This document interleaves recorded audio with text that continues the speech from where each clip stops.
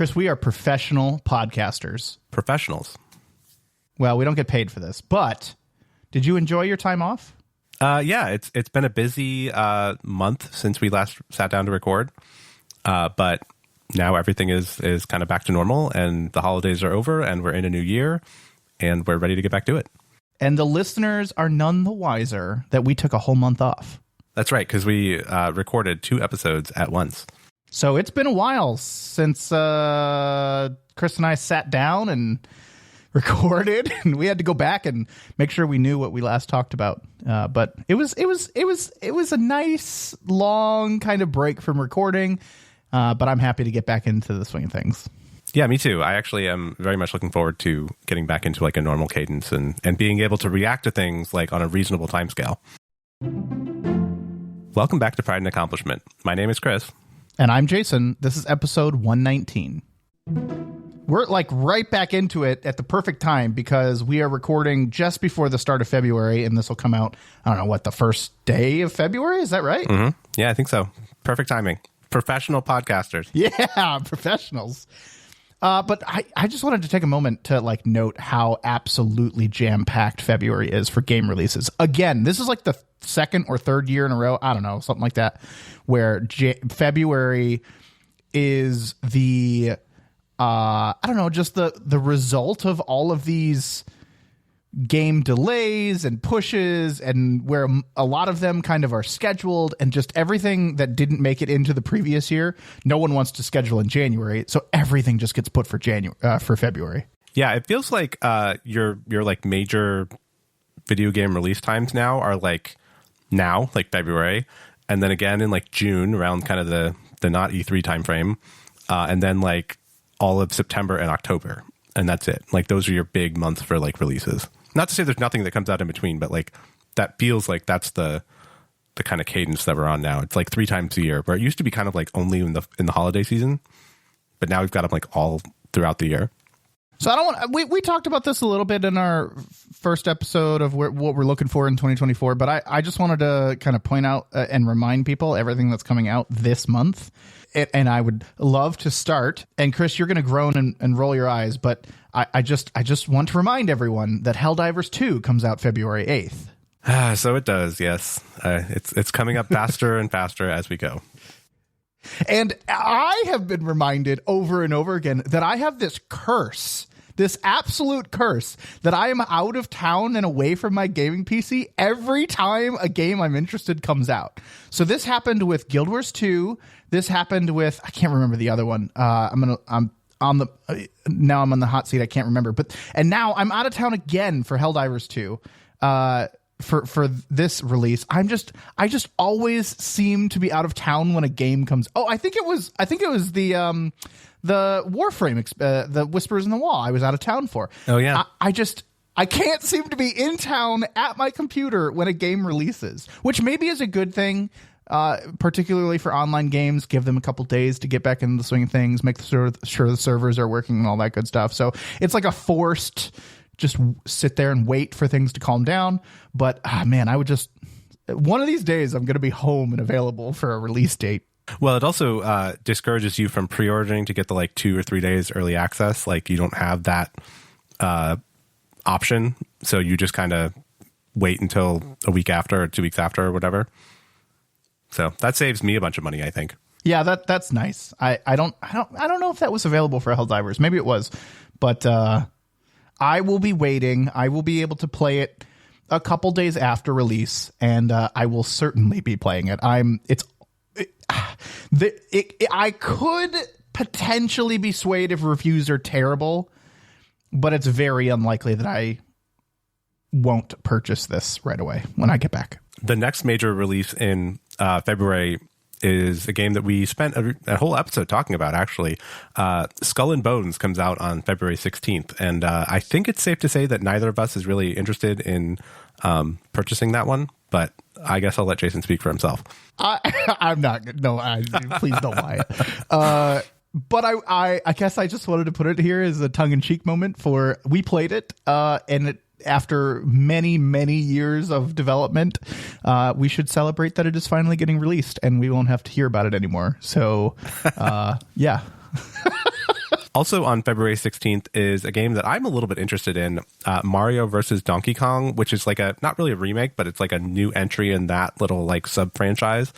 And it's the first one for the Switch. Mario versus Donkey Kong is like a little puzzly game. I think it originally started on the DS. I've actually never played one, but it kind of looks intriguing to me. I don't know. I'm like cautiously optimistic for this one. Yeah, I don't know anything about this one, but you've been a real, I don't know, like a very large Switch player in the last couple of months. And this is just what the next one in. You finished everything you purchased for the Switch, right? This just could be just the next one. No, I still have to work through Super Mario RPG. Okay. I got to get that one done, and then once I finish that, then I'll be kind of looking for something. But also coming up sometime in early 2024 is Princess Peach, whatever the new Princess Peach game is coming is. There's a bunch of stuff coming for the Switch. So this one may get bumped down the list and kind of bumped off the list. So I'm not going to buy it day one, but it's on my radar. I'm like curious about it. The next two I noted here, I think may confuse Chris a little bit, but on February 28th, we get two releases. The first is the Dark Forces Remaster Star Wars game. I always love, I'm a sucker for the Star Wars Dark Forces Remastered, just because I'm a sucker for remasters in general and remakes. I have a lot of trouble when games don't meet a minimum threshold for like graphics. And I'm not talking like they need to be perfect or anything, but there's just a minimum threshold for me to power through maybe. And I think what this is doing is bringing a game that I would have loved to have experienced into a level in which I can probably be fine with. It's a story, it's a game, it's a Star Wars game. So I want to play it. I have never played this one. I did play the original KOTOR, Knights of the Old Republic, and Knights of the Old Republic 2. I've played a lot of the other Star Wars games. I just never done this one, and a remaster is a perfect opportunity to do that. So I haven't really been looking forward to this one too much, but I did note that it was in February, and it's a decent sized release. The other one though is, and I'm going to go off on a little bit of a tangent here, but I have been playing a lot of co-op games. Recently, I played a lot of the We Were Here Together games. I was playing I replayed It Takes Two. I'm now playing A Way Out by the same developers as It Takes Two. But I don't know if you've ever played it, but Brother, A Tale of Two Sons is an older game. I wouldn't call it an old game by any stretch, but it's an older game that is getting a remake, and it is now going to include online co-op. So I'm kind of looking forward to that one now too, because it's another co-op game that I can play. So it's gotten great. Brother's Tale of Two Sons got great reviews when it came out, and a remake of that is pretty exciting for me as well. Yeah, I remember when this game came out the first time. Like, it was one of those like indie-ish kind of games. I remember when it happened, but I didn't play it, and it kind of fell off my radar, but I remember it getting a bunch of awards and stuff. So yeah, it's interesting. This isn't really on my radar, but it's an idea. I enjoyed It Takes Two, so if it's in that kind of vein, then maybe might be worth a look. The trick with co-op games, especially if you're going to play with somebody who is not like a gamer, is that you need something that is like accessible to them. And It Takes Two did a great job with that, but I think some of the other co-op games are a little bit less accessible. Some of them are point and click, and that's good, but some of them require some mechanics. And in fact, It Takes Two takes a decent amount of mechanics from both players to the point where it was almost too much. But I don't know. I'll take a look at this one. The We Were Here Together, whatever series, is really good because most of them are just puzzle games that you have to communicate about. And the only real game mechanic is the radio, where you both can't be talking at the same time. So that's a good one, I think, to play with people that maybe don't have a firm grasp of the controller or mouse and keyboard, and it's more of just like timing and communicating. Brothers of Tale of Two Sons, I think, is top down. It's like isometric kind of thing. where it reminds me of a lot of like a MOBA type thing where you're controlling a single character. And Brothers of Tale of Two Sons, you could play solo. You could control both brothers at the same time. But it's very puzzly. I don't think it's a lot of combat, at least not from what I remember. I could be totally wrong about that. So I'm looking forward to a good puzzle game. Okay. I actually, this might get on my on my list then as an idea. Do you know if it's coming to Game Pass? I don't know the answer to that. But boy, will that just make it the best deal in gaming. Yeah, I'm not actually sure, but it seems like the kind of game that might be on Game Pass. The last one right at the end of February. February 29th. Your game, Chris. Are you ready? Yeah, I am so ready. February 29th, Final Fantasy VII Rebirth comes out. I'm very excited about that. I've already got it pre-ordered, as we mentioned in our spending episode, and I will be looking forward to playing this probably on day one or on weekend one, as it is. February 29th is a Thursday, so I think that whole weekend is going to be Final Fantasy weekend. Did they like promise February or something, and they're like, "Oh shoot, we gotta get it out on the last day"? Like, why the 29th? Like, that just seems like such a weird day. Yeah, I don't think it's anything particular. I think it's just that maybe it's because the 29th is like a special day because it only happens on a leap year, which this is a leap year. So maybe that's what they're going for, but I don't know. It's a very kind of like JRPG thing to do it on a unique day, and February 29th feels like a unique day. This is just a few. I mean, we listed 6 games here, but February is jam packed. We didn't talk about like what the Suicide Squad games coming out. There's other Switch games that are coming out. I mean, there's just the list is much longer than what we talked about, but I think these are the ones that at least I'm keeping an eye on, and I think you're keeping an eye on. And I'm really excited, honestly, for a lot of the reviews coming out because I really enjoy like a good video review. So I'm looking forward to a lot of that throughout February as well. So it's jam-packed month, as it seems to be becoming every year. I guess, can I ask one more question, just going back to the February thing for just a second? Are you intending to buy any of these games other than Helldivers and maybe Brothers? Probably Brothers, probably Helldivers, and maybe not immediately upon release, but potentially Star Wars Dark Forces. And it may not be on PC. I may choose to buy that somewhere else, but I don't know if it's coming out for PlayStation. But yeah, I mean, I would say the 3 games that, other than Skull of Bones, which I don't think anyone should buy, the 3 games that I mentioned, I'm pretty sure I would probably buy. Okay, all right, just curious. I'll be buying Helldivers and Final Fantasy VII, and that might be it. Okay, Chris, it's been a long time. Last we left our heroes, we were very excited for a certain expansion in 2024. You and I spent a bit of time talking about the Factorio expansion in our 2024 hype episode.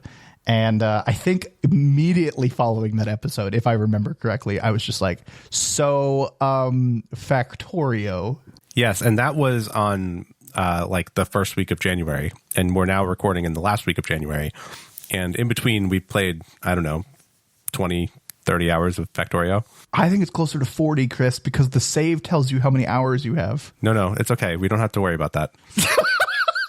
Anyway, yes, we played quite a bit of Factorio in the intervening time between when we recorded the last episode and now. So we thought it only made sense to talk a little bit about what the experience was and kind of what how we decided to play, because we did not play a vanilla stock Factorio game. We did use a couple of mods, a couple of add-ons, and I think it's really only built our hype factor for the expansion and the things that are coming, hopefully sometime in the middle of this year. Hopefully. So I went to Chris and I said, hey, I want to play Factorio again, but I feel like, I'm not one that is driven by kind of setting my own goal in Factorio. A lot of people build Factorio bases and they just keep building them bigger and bigger and bigger, but there's no reason to, right? There's no goal to do that other than to send so many rockets per hour or to build so many things per hour or per minute.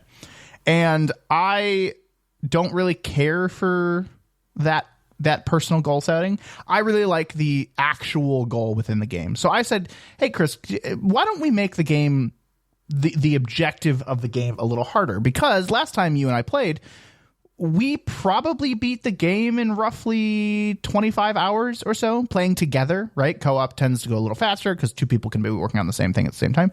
And we beat the game in 25 hours. And I didn't want that same experience. Mm-hmm. Yeah. So you came to me and said, I want something different. And I did a quick Google, and I also had a little bit of experience from a previous playthrough. And I suggested, how about we try this thing called Krastorio 2, which is almost like kind of like a full takeover expansion, I guess you'd say. Like it kind of changes all of the basic recipes and things and makes things just a little more complicated. Just a tiny bit. And the other thing it does is it extends the end of the game, right? Where in the normal game, your goal is to build a rocket to get, to do, I don't know, that's, you win when you shoot off a rocket. But now the rocket is a resource producing building where you have to shoot off a rocket, which takes a ton of resources. And then when you shoot off a rocket with certain things inside the rocket, you get certain things back. And it's just a really cool kind of like, okay, well, you're not done yet. And the end of the game has been much slower and much longer than like the base Factorio game, just because the complexity continues to ramp up, and the balancing of your factory continues to get harder and harder. And it's been a very, very good balance of, it's a little bit tougher, but it's not impossible. And when we go to do things now, it's okay, this is going to be tough. How do I do this? I have to think through this. It's getting really like you can't keep the whole base in your mind like you maybe can in base, regular, vanilla Factorio. You really have to start compartmentalizing things. And I'm really enjoying this particular expansion, this particular mod to Factorio. If we ever did it again, I think there is one other mod that is very similar to the expansion that is kind of space agey kind of stuff that works with this mod. So they work together. So whether we want to doubly complicate, I mean, you did a perfect job picking the right mod, and it has not only made this playthrough very fun, but it also has built hype for me for what is next for Factorio. Yeah, it just kind of opens things up a little bit. And it's like, oh, what if you had buildings that could work a little differently? Or what if you had, a tech tree that went a little further? I think the real advantage to this kind of like longer end game thing that I think is different from vanilla Factorio is that you have a balancing problem, right? We have actually gotten to the point where we've like overmined all of our copper like 3 times over, I think, to the point where we had to build trains, and the trains have to bring the stuff, and then like we depleted one of the train places and we had to make another train place to get copper. Like it goes on long enough that you kind of start to see your factory break down in different ways, but not in like crazy catastrophic ways, but more just like, oh, I'm noticing that the belt full of green circuits is empty. And why is the belt full of green circuits empty? You kind of trace it back a little bit and you're like, oh, because copper wires are empty. Oh, because copper is not there. Like you kind of get to do the little work backwards, like troubleshooting of the factory more times, I would say, than you do in the case of the typical Factorio, because you can kind of just like overpower it with like insane amounts of mining drills and stuff and be like, oh yeah, I've mined basically all of the resources it will take for me to get to the rocket from here to the end. Like, I don't know if you feel the same way, but I think it definitely is a bigger problem now because we have more stuff to do.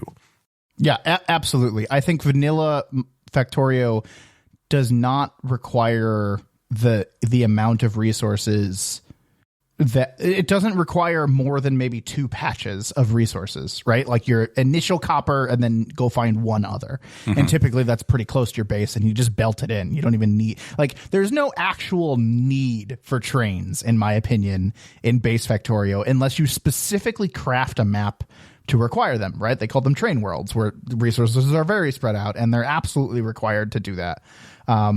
We typically play on a pretty vanilla map, right? Like base map, normal settings. I think we've lowered the enemy rate a little bit, and that's been just enough enemies, but not too much, where they're annoying, but not like overpowering, which I appreciate. But no, base Factorio just doesn't push you enough. It doesn't push problems long enough for you to really have to think about the long-term strat. Like when we're building stuff now, we have to really think about like, oh, this just doesn't have to build, 100 of these. This has to build thousands or tens of thousands of these. We really have to think about like the long-term plan of this whole design. And I will say, when we started this maybe 25 hours ago, 30 hours ago, we made some really bad decisions. Mm-hmm. And if I had to go back and do it again, I think I would be better at it the next time. But like, it has kind of been crippling to us in this playthrough just because of how long this playthrough has been, because of how much more this mod requires. But none of that would have mattered in vanilla Factorio, because we would have just powered through it and said, we won. Okay, great.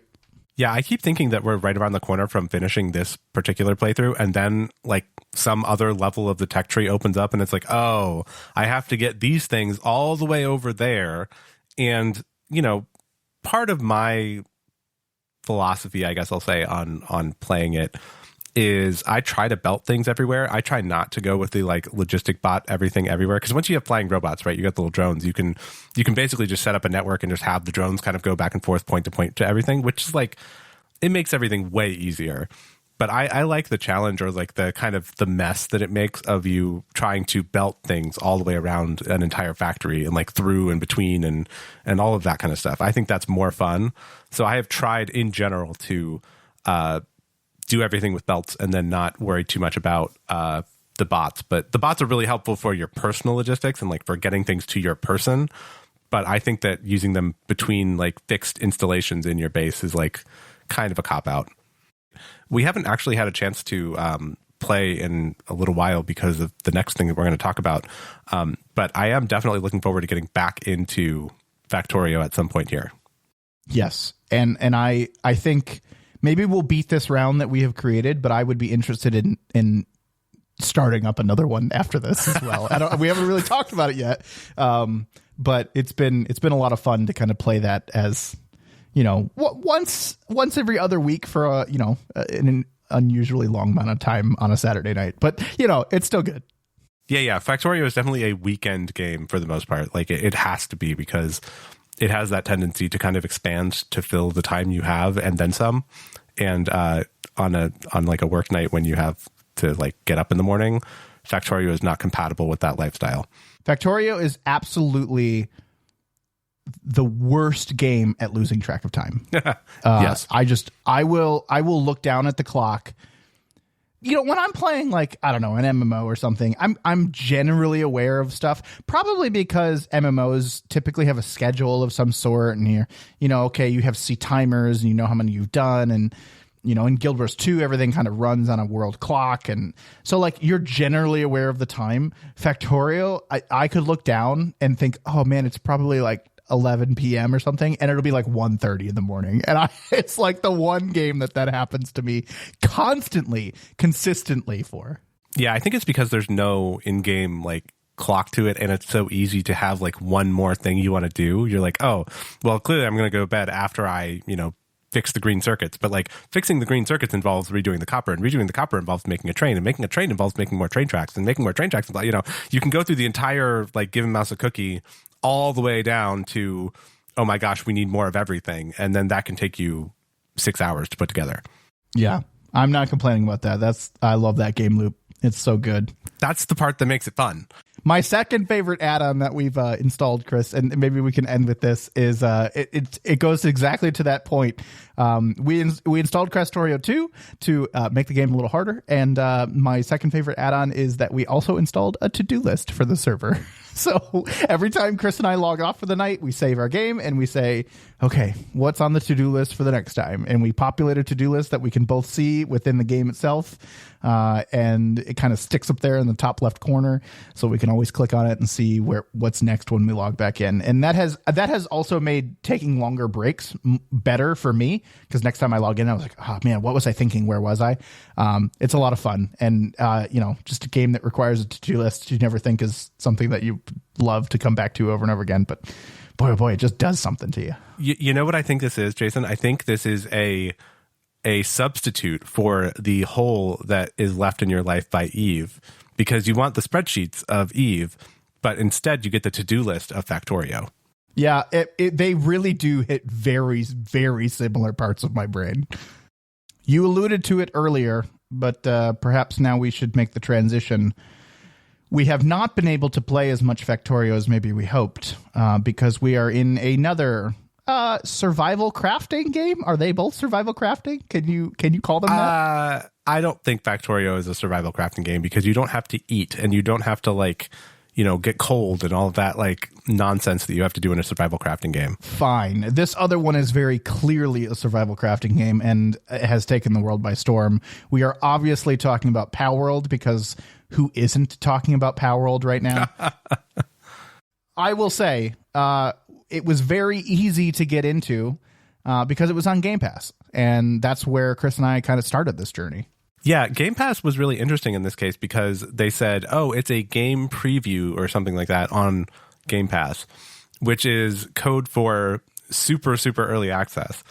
And so we actually started by playing on Game Pass with some friends, and we're just doing the thing like you normally do in a game where one person is the host and your friends join, and they actually have a code system where you give a 6-character code to your friends, and then they log in based on, just the code. Because the Game Pass version on PC was literally just the Xbox version ported to an app, to the point where it didn't even have a quit button, because on a console, all you do is you push the little Xbox button on the controller and then you choose, quit game or whatever, and it closes the game. This game on PC, you had to Alt F4 to get out of. That was it. There was not even in the settings menu, where I hate them burying the quit game button. It wasn't even there. So this was very much an Xbox game on Game Pass on PC. And it worked well enough for the most part. We had heard that when we were playing Game Pass that it was a slightly different version. I think it was a couple versions older. Mm-hmm. And we experienced some of those bugs and some of the things that they kind of fixed in the next couple of versions that we didn't have access to yet. But for the most part, it was kind of fun. But very quickly, we realized that, because a certain person was the host, and I think it was me that was hosting, you couldn't save, right? You couldn't ever become the host. And comparing this to Factorio for a quick second, in Factorio, we both can take a save, and then whoever logs on next can just start the server with their save. That was not an option here. Right. Yeah, no, it was definitely Jason is the player one, basically. And even if he gave me the save, I would then become Jason. It didn't really have a good way to manage the users, I guess I'll say. To the point where, it became kind of a problem for we have to have this one person. They have to be online anytime anybody wants to play.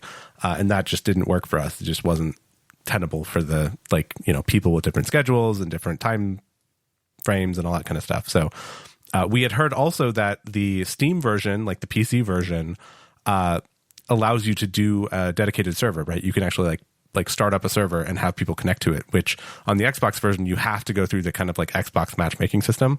So we rather quickly, I would say within a day, I think we pivoted to the Steam version.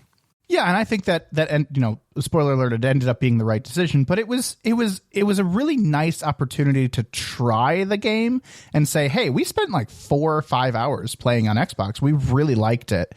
But we really want to take this to the next level. And in order to do that successfully for a group of people, we're going to need a dedicated server. We're going to need, we can't do this kind of in the mode that we're doing it. So we ended up trying to move the world that we had over to Steam. It worked for me as player one, but it didn't work for anyone else. So we made the decision to kind of start all the way over from ground zero, brand new server.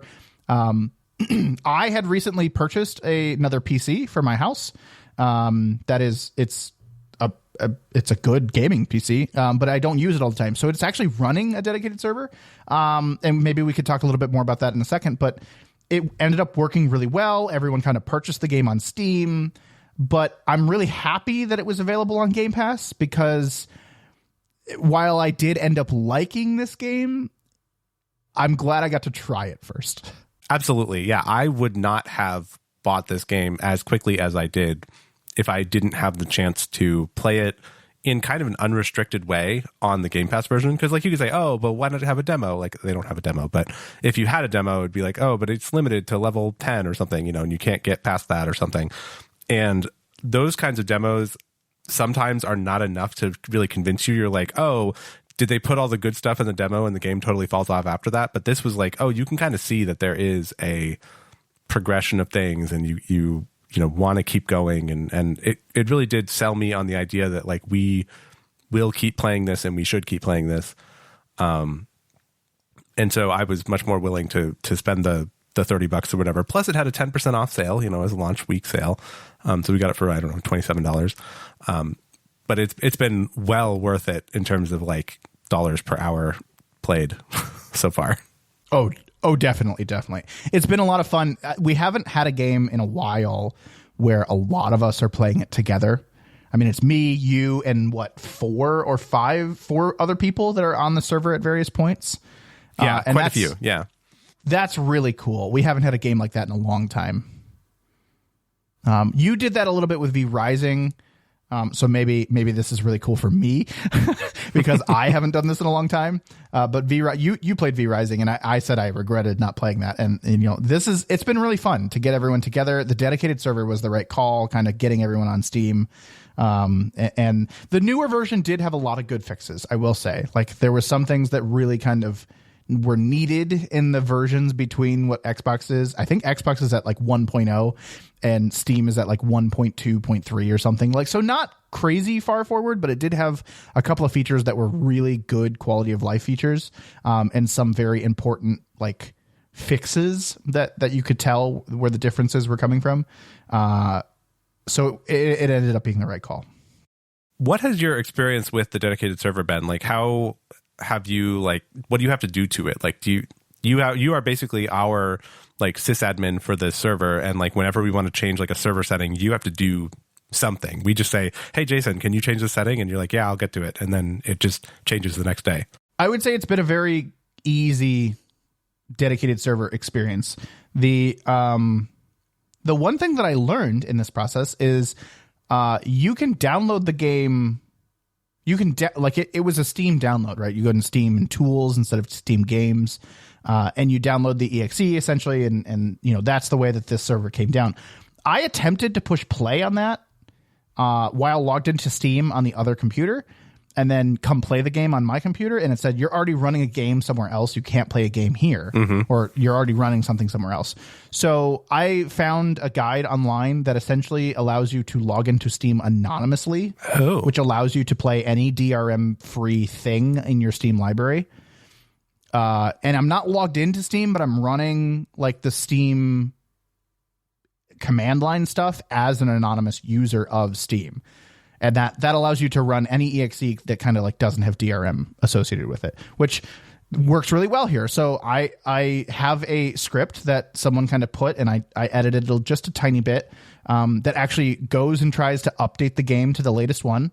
And then based on, whichever kind of path you put in, runs that save of the game. And it takes, I don't know, 8 seconds for this thing to spin up, and then it pops up at a command window that has literally nothing on it. It's just a blank black terminal window on Windows that indicates the game is running. It doesn't even indicate the game is running. It just runs. So I just have to keep that window open. I did have to do some port forwarding and other stuff like that. But anytime you guys asked for, like, to your question, anytime you guys ask for a change to the settings, assuming that setting exists, I sometimes have to go research like what I should set the value to. But there's a text file that says world settings dot, whatever. And I open that file as a text with a text editor, change the value, turn the server off, turn the server back on, takes like 10 seconds. And the settings are applied. It's really, really nice that all of those settings are available to change after you have started the server, like after you have created your world. A lot of other games, like once you set your world settings, it's really hard to change them. This has been a great experience with, and I'm sure single player is like this too, right? Anytime you start your world in Palworld, you have the option to update your settings. So it's the same for a server. Anytime you turn it off, turn it back on, it updates all the world settings to whatever's in the text file. Yeah, that's really nice. And then theoretically, you could back up that configuration file so that if we ever needed to like restart, we would know where we left off. Huh? Yeah, The config file, yeah, you could back that up. The other thing that I've been doing is it saves all of your worlds into a folder called saved. Oh. So every couple days, I just copy that folder to somewhere else, put it, save it as a, Palworld and then the date. And that's my backup strategy right now. So if anything ever happens to our server, I have, a backup from the I'm doing that manually. I could do that a little bit more cleverly, but no, I'm just saving the whole save folder every couple days or every day or so, and saving it off somewhere else where I could paste it back in if I needed to. That's really cool. That really makes me want to, when I upgrade my PC next, save my old PC and put it into the old case or something and keep it as a box to be able to do this kind of thing. I mean, I'm sure it doesn't need to be a full-on gaming PC, but that would be probably the most convenient and cheapest way for me to do this. Yeah, I'm really happy. This PC's here for someone to use, but it's not being used right now, so it's just available. I mean, it doesn't look like the dedicated server actually takes that many resources behind the scenes. I will say the server sometimes has a few hiccups, but I can't tell if that's because of the actual game or if that's because of some networking issue. I will tell you a little secret. Don't tell anyone, but this PC that is running the server is actually on wireless in the house. Oh, it's not wired, but it seems to be running fine. I mean, it gets 400 megabits per second with a really low ping. So I'm not super worried about it, but every time that we experience a little jitter on the server, I wonder if it's because of the wireless connection, which is possible. I could run another wire to it. I'd have to put another switch in and run, I don't know, a 15-foot wire to it, but it's a really simple setup. And it's been working.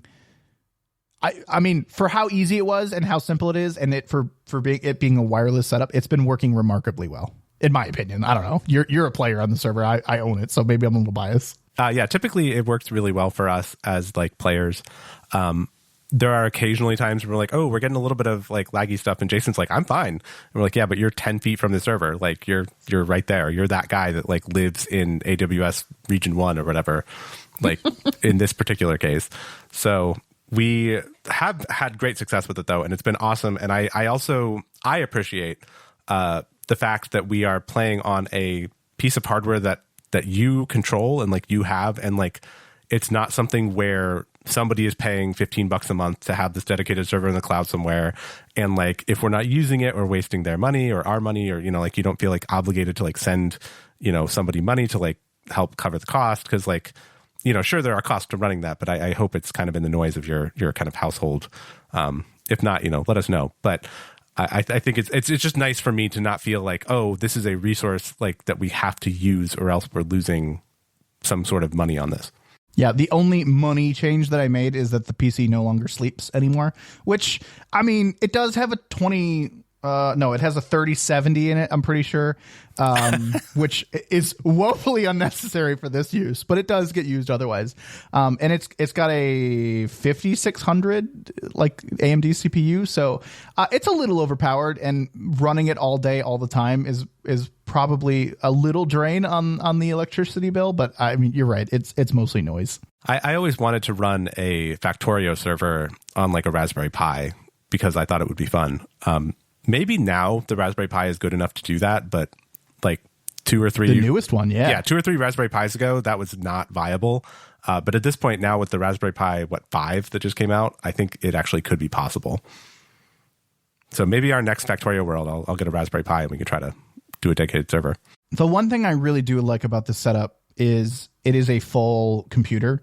So theoretically, I just walk into the room next to me and has screens and keyboard and mouse, and I can actually sit at it and do stuff if I wanted to fully sit down and that's how I set up the server. I sat down, I watched a YouTube on the computer I was actually going to be setting up the server on, copy and pasted all within the same, environment. So that was really nice.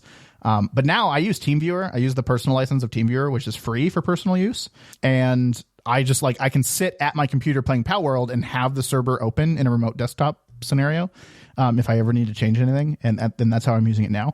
It's a little bit more, I would say, I'm saying all this because it's with my experience with Raspberry Pi, it's a little bit more comfortable than a Raspberry Pi situation, because I can actually physically go sit at the computer if something was actually wrong, which I just have a little bit more comfort in. It doesn't actually matter, but it made it really easy to kind of do that and work within the full environment. I am now, you and I don't really need to set up a Factorio server, but like I'm now in the mode where I'm like, okay, what other dedicated servers are we setting up now?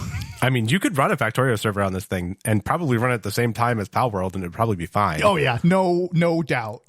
And that would be an interesting experiment. So maybe if we do kind of start a new world, we should try it on a dedicated server. Shifting back to Palworld just a little bit, it has taken the whole world, or at least the whole gaming world, by storm. And I don't know, I maybe wanted to talk to you a little bit about why you think that has happened, because there's obviously that like Pokemon element to it, right? There's this like childhood memories for millennials of growing up with a certain kind of, I mean, it wasn't just Pokemon, right? Everyone always says Pokemon, but there was Yu-Gi-Oh, there was Pokemon, there was Digimon, there was all of these like pocket monster, right? Or monster type controlling TV shows and games and trading card games. And so that was a very big part of millennial childhood. And I think it's capturing a lot of that, but that's not it. Like, that's not all that this game has. And I do think that it has a bit of nostalgia there, and it is delivering on that nostalgia really well. But I would argue, and this is what I'm interested in hearing from you, Chris, that it does everything other than that well enough, or even really well, in the other elements of the game, and it brings it all together in a what I would consider a very cohesive way. I think so. It's a little bit hard to say that they do everything very well, because this game is obviously early access, and obviously like this was the first like build they could get that was viable to give a public audience. Like, it's not quite a beta, but it has that kind of feeling to it. And there's like this big warning on the title screen that's like, you may lose progress and whatever. So it's still a little rough around the edges. But yes, I agree with you that they do have all of the systems down.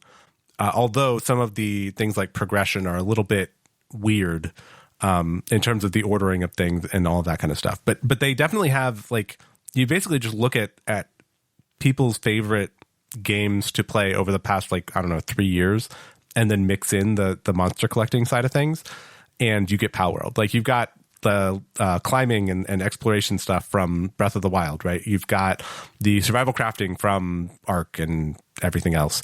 You've got kind of some automation, like very light automation coming from things like Factorio, right? You kind of have a little bit of everything, and it's all kind of wrapped into this one game, this one package.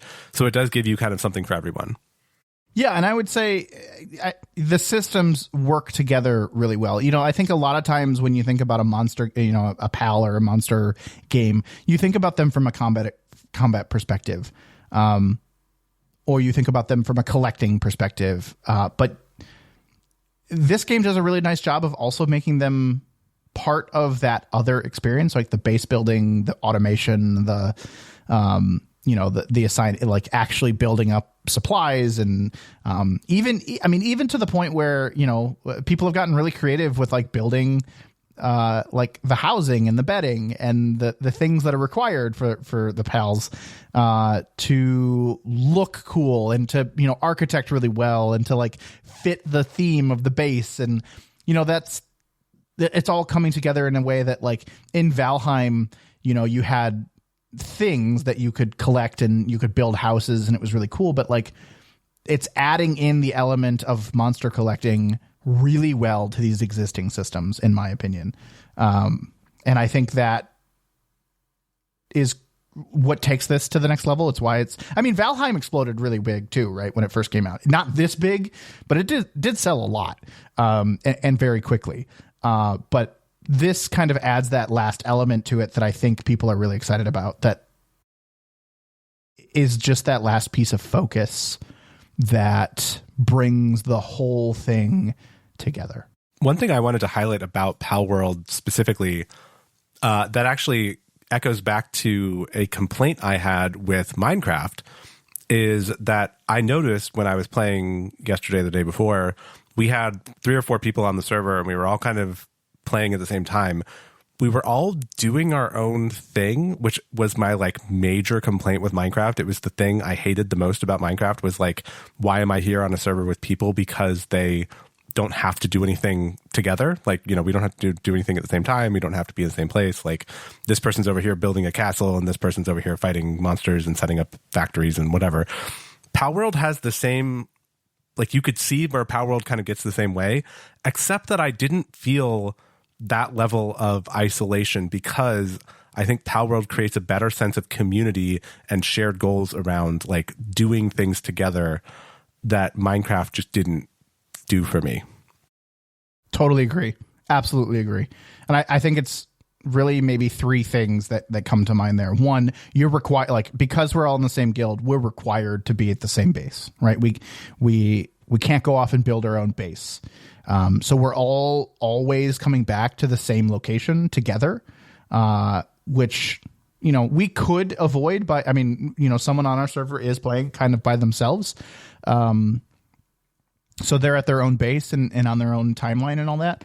But I think for us, we have chosen to all be in the same guild and we all come back to the same location so that there's the sense of community there. I think also the scarcity in the game, at least right now, is for where we are. We're in like the mid-20s, mid-30s in our levels. The scarcity around ore is driving some sense of community, and there's scarcity in other items that we're not quite up yet on. And I think that's driving some sense of community there. Like, oh, can I use this? I'm crafting this. You know, who is crafting this?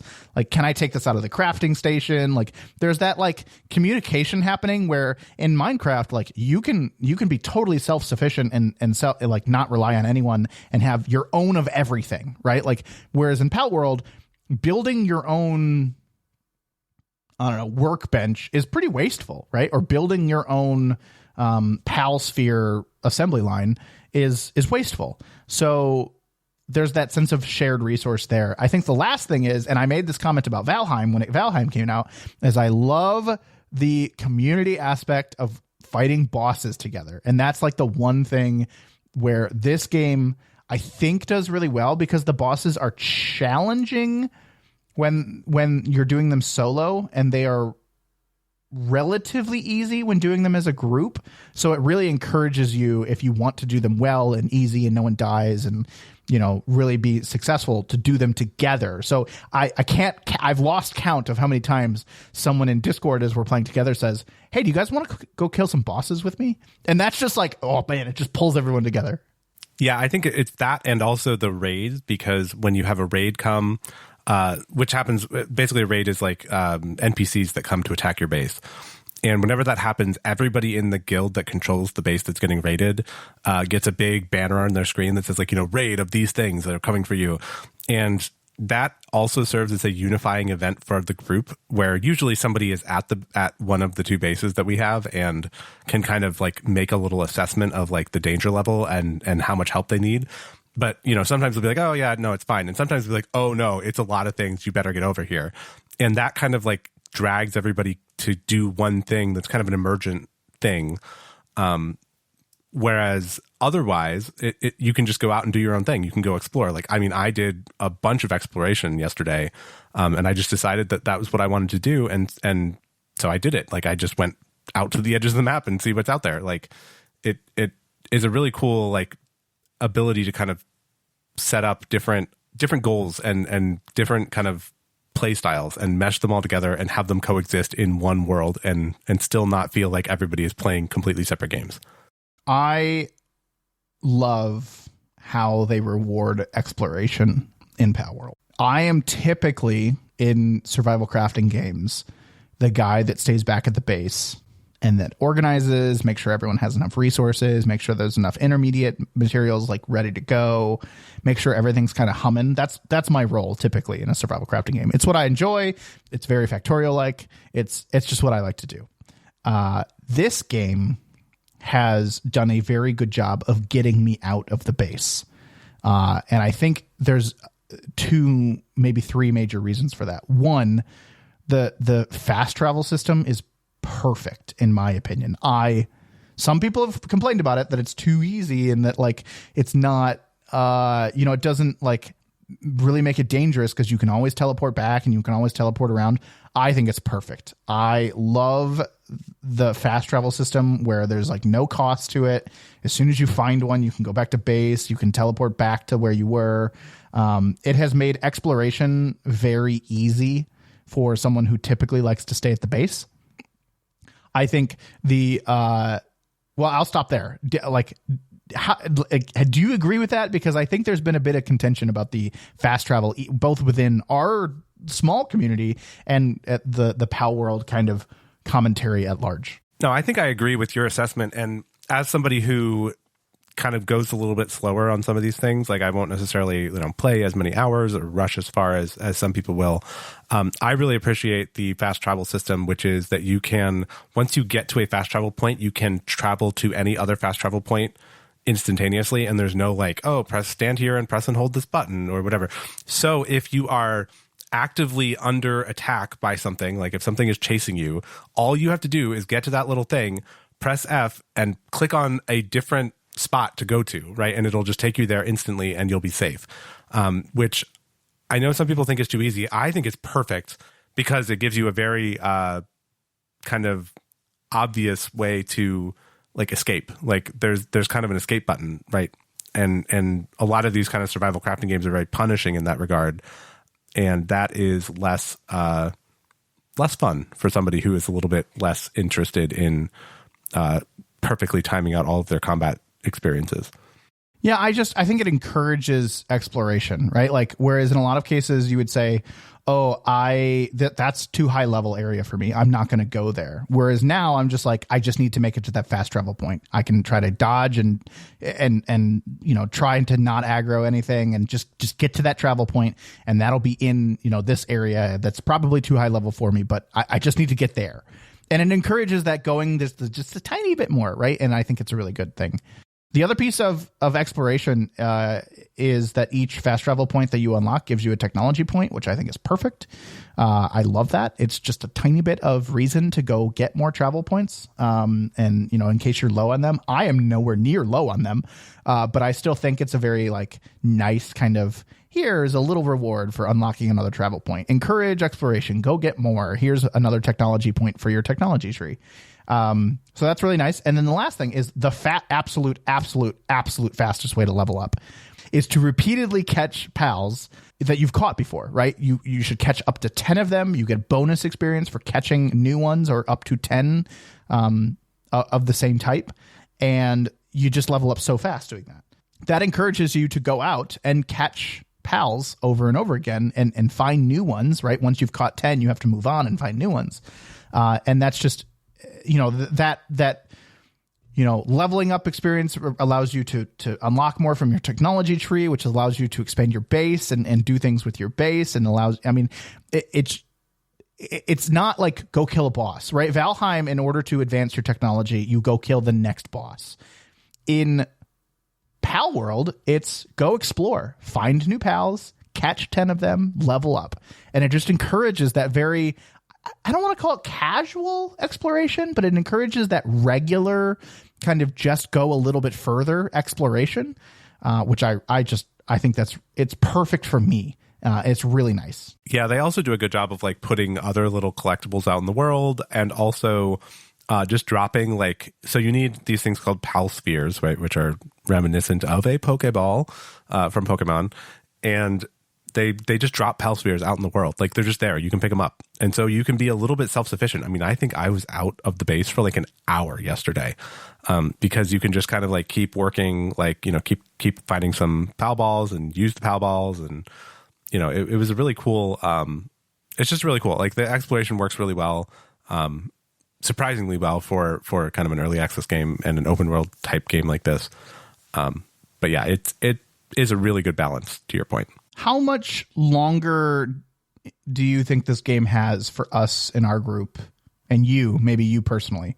Well, I will say that I think this has legs for me for another week or two.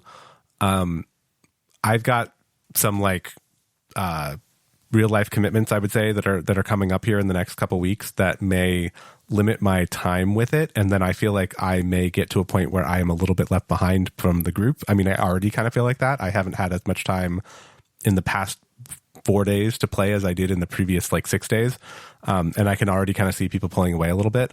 That's not enough to like completely discourage me, but I feel like people will kind of get done with it by the time that I would have time to kind of come back into it. So I think I probably have another week or two for myself, but not for anything that the game is doing, just mostly for a kind of luck of my current real life commitments and things. And then of course, all these games that come out in February that we talked about will start to kind of encroach on my Palworld time as we get further into February. Yeah, I tend to agree with you. I think this game probably has another 1 to 2 weeks for me. I would say the progression near the end of it is slower than I would hope. And I'm starting to like the loop of it, like go out, explore, collect pals, expand your base a little bit. It's losing it for me a little bit. I think there's a little bit more experimentation I want to see, like a little bit more pals, a little bit more, you can breed them and kind of put their passive skills together. And I want to maybe experiment with that a little bit. But I wouldn't say that there's anything that like I haven't seen yet that I'm like, oh my gosh, I have to get there. And in order to get there, I have to be this level. And I wouldn't say that there's anything driving that anymore. There was that for a while. There was like a lot of that up until like level 30. I was like, oh man, I got to get to this point because I want to experience this in the game. And I would say that that's kind of running out near the end of the game, which is totally normal and totally reasonable for an early access game. Right, like late game, end game, whatever you want to call it, tends to be, something that's a little weak. Whereas in even, we go back to Valheim, like it didn't even exist, right? They didn't finish the end of the game while it was in early access. So I think that's totally reasonable. I think that would be a reason to come back and play this like in a year or two when it hopefully releases out of early access or whenever that is. But I would say I'm approaching the end. I can feel like the cycle kind of approaching the end of this for me for Palworld. I'm running the dedicated server. It can just stay up forever. I don't see our group falling off in the next 2 weeks, but we'll see. I think the group might fall off a little bit more as the group size dwindles. Like, I think that there are people that will kind of move on to other things as the group it stops being a social thing and starts to be like more of like, oh, I'm playing this because I want to play it.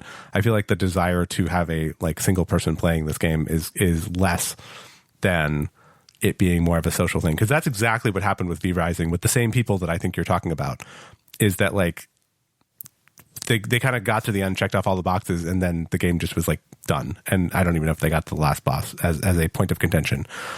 But it starts to peter out as the people start to kind of like lose interest and the people stop, like it stops being a hangout space. And these games need that kind of social thing, I think, for me at least, to keep them going. Yeah, I for me as well. I think there's a lot of people that really love the min-maxing that is possible with Palworld. With like getting the perfect stats on your pal and like making sure that they're like fully leveled up and like catching a bunch of them so you can condense them together into this perfect like specimen of a thing. And I'm just not there. That's not my thing. That's not what I want to do. So I think it has legs, and it for people that love that kind of stuff, that's an option. So we'll see where our group falls. But I'm not there. And I give this game another week or two in this cycle, but I will say I am interested in coming back to this when it is done and out of early access. Agreed. Yeah, I mean, this could be, we say this with a lot of games and it doesn't really happen, but this could be a game that kind of we revisit every year or so if it stays in early access for a long time. I don't know how long the developers even think they're going to work on this. Like, this is blown up like crazy. Like it was a small, like really small indie team that created this thing, and it has, the second most concurrent users on Steam ever. Maybe even the first. I don't know. It's between PUBG and Palworld at this point. And PUBG, set the high water mark at 3.5 million, I think, and Palworld has already crossed 2 million.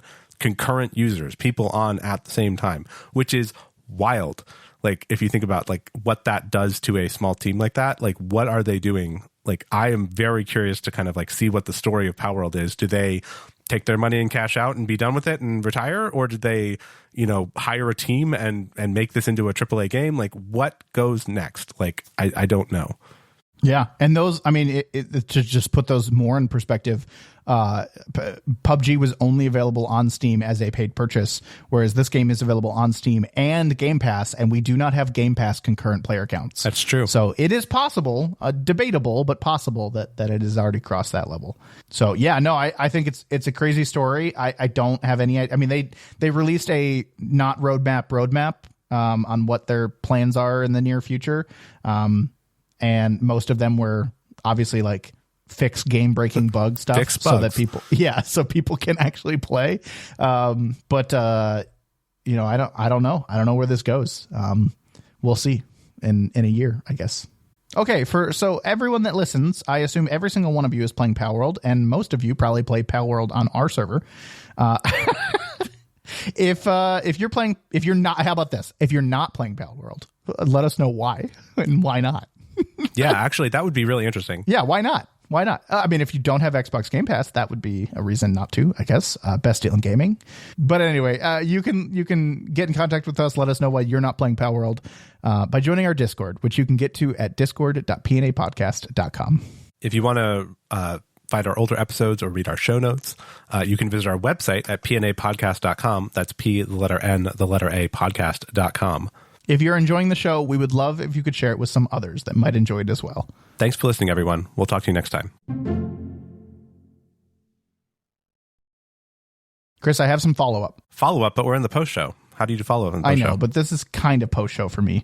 Okay. Last couple episodes, I kept saying, I'm going to set up my PS5. I'm going to set up my PS5. I'm going to do it. I'm going to set up my PS5. Did you do it? I finally set up my PS5. The TV is up. The TV stand is done. The PS5 is plugged in. Everything is charged. It's working. The sound bar is installed. It's the couch is there. I mean, everything is just it's done. I also in that time set up my Switch as a docked Switch, with its Pro controller, and plugged in and charged all that too. So it is all done. I am happy to report that I now have a station directly adjacent to my PC station that has my PS5 and my Switch on a big, nice 65-inch TV. Does this mean that you can play console games and talk on Discord at the same time? Theoretically. Yeah, I guess. It'd probably be better if I had a wireless headset because it's a little far to the couch. But yeah, theoretically, yes. Huh, cool. So now, of course, the functional question, what games have you played on this new setup? Okay, so I plugged it in and I had like 3 hours to play something. And I was like, what am I going to do for 3 hours? Am I going to start God of War for 3 hours? Or am I going to am I going to play the Final Fantasy 16 demo again? What am I going to do? And I will say, to maybe everyone's surprise that listens to this podcast, I played the Switch first. Whoa, that is a surprise. Yes. I said, I don't really have a whole lot of time. I want to play something casual. I'm tired from putting this all together and like setting it all up. I don't want to get engrossed into a God of War game right now. So I booted up Mario Kart and got a couple more 3-star trophies for Grand Prix. Oh, very nice. Which my goal is to get all of the 3-star trophies for all 50, 100, and 150cc Grand Prix. Wow. Okay. That is a bit of a commitment. Yeah. I mean, every time I play, that's my goal when I play is just to get another 3-star trophy. And it happens over time. I would say I'm like more than halfway there from all of the base Grand Prix. I think there's 10 base Grand Prix. And 3 levels each. I've tried to experiment with this a couple times and I haven't been able, I don't know why I haven't just figured it out, but I can't figure out if you get a 3-star trophy in 150cc, if you automatically earn it in 150. Oh, I don't know. Since I hadn't played the game in a long time, I warmed up with the 50 and then went to the 100 and the 150. So next time I play it, I think I'm going to go straight to 150 and see if I get the lower trophies. Okay. But once I get them all, I'm going to have to purchase the expansion, right? Yeah, you got to get the DLC. I have that DLC, and I don't have 3 stars and everything.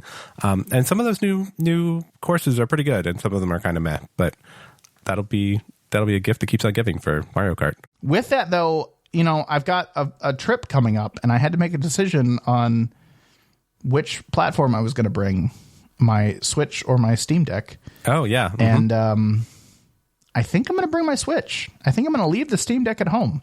Wow. Okay, that's news. That's different. Yeah. And it makes me really, really, really want to buy a Switch OLED. Oh, see, this is how it happens. This is what happened to me. This is exactly what happened to me. Like, I was like, oh, I'm going to be playing a bunch of Switch handheld, which I did. And, I've got these new games coming up and I'm playing them a lot. And like the bright colors really pop on the Switch OLED and like the OLED is amazing. And so I went and got a Switch OLED. That is exactly how it happens. And I'm considering buying a used one. And I just need the console. Like, I don't need the Joy-Cons or anything else. I just need the console. And those are relatively cheap, refurbished on eBay. So that's the route I'm considering going, because I don't even care about the Joy-Cons. Like, I only ever use a Pro controller. So I don't know. That's where I'm at right now, and I can't decide what to do. Because I didn't really plan or want to plan on dropping like it'd be like $200 for just the console OLED. I didn't really plan on doing that, and I don't really know that that's where I want to spend $200 right now, but I don't know. It's tempting. Well, I'll give you 2 data points. One, the Switch OLED is amazing, and the OLED screen looks really good, and it's a little bit bigger than the original Switch. The Switch OLED is actually a larger screen, which is nice for playing handheld. And my second data point is there was just a bunch of rumors and leaky things about a Switch 2 coming out possibly this year. Yeah, I know. So take those data points, which are completely opposite to each other, and use those to help make your decision. Yeah. The Switch 2 rumors said LCD only, though. I know. As we suspected and talked about on this very podcast. So that really probably doesn't change it for me. And, if I really wanted to Switch 2, I could probably wait until Christmas time and get it as a Christmas gift. So I don't think that's a huge data point for me personally. I am so disappointed by this. I mean, we knew it. We talked about it, to your point. But like, I am so disappointed that they're not going to come out with an OLED like off the bat. Like, I would probably pay like, I don't know, a decent amount more for a OLED Switch 2 over a regular Switch 2. Like, probably another $100 to $200 for the OLED screen. And it makes me a little bit sad that Nintendo just won't take my money in this particular case and is going to make me wait like 4 years for them to come out with the OLED version of the Switch 2. Yeah. So are you like waiting? Like, are you not buying a Switch 2 until you can get one in OLED? That's a good idea. That's maybe what I should set up for myself and just make that commitment now. Unless there is a very, very compelling reason to get a Switch 2 prior to buying the OLED, maybe that's what I'll decide to do, is get a Switch OLED, probably sell my original Switch for whatever I can get for it, and then buy a Switch 2 OLED when it comes out. That's a good plan. Okay. You want to sell 2 Switches? Because I still have my old one. They're actually, speaking of this, I have had, this is great content for this show, actually. I've had great success buying and selling used video game stuff on Facebook Marketplace. Really? I recently sold my Xbox One for, like, it was perfectly working, right? I still had the original box. It was a pretty beat up box, but I had the original box. I had all of the original cords and stuff and just all put back in the box. And one of the original controllers, and I just put that in there. I sold it for $100. Like, it's not worth $100, in my opinion. I mean, that I expect to go to Facebook Marketplace and then someone to offer me like 50 or 75. I would have taken 75. But this guy was just like, hey, I'm buying it for Palworld. Not of course, because he wants to play Palworld on Xbox and it works on Xbox One. and he paid $100 for it. I have had similar success buying and selling Lego stuff for cheap. I've had similar success. I'm looking at Switch OLEDs on Facebook Marketplace right now, and it looks like I can buy the whole thing, like fully, like as it would come out of the box, maybe just without the box, for about like $100 off. Oh, that's great. Like I would do that. And then what's some other stuff I've sold? I've sold monitors recently. Like I was like old PC gaming monitors. I sold them for like $50 a pop or $100 a pop or whatever.